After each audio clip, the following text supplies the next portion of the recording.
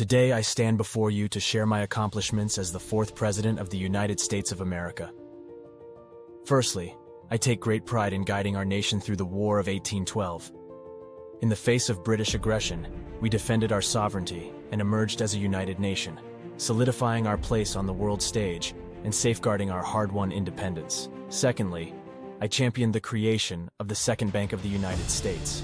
By establishing this central financial institution, we fostered economic stability, encouraged trade and commerce, and laid the foundation for our country's economic growth. Thirdly, I must emphasize the significance of the Treaty of Ghent.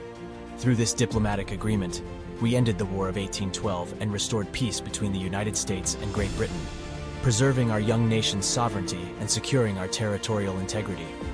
Fourthly, I treasure the drafting and ratification of the Bill of Rights. This essential addition to our Constitution guarantees individual liberties and limits the powers of the federal government, ensuring the protection of the rights and freedoms that define us as Americans. Lastly, I'm proud to have presided over the Louisiana Purchase's aftermath. By integrating the vast territories acquired under President Jefferson, we expanded the boundaries of our young nation, embracing new opportunities and paving the way for westward expansion. As I reflect upon my presidency, I am grateful for the unwavering support of the American people.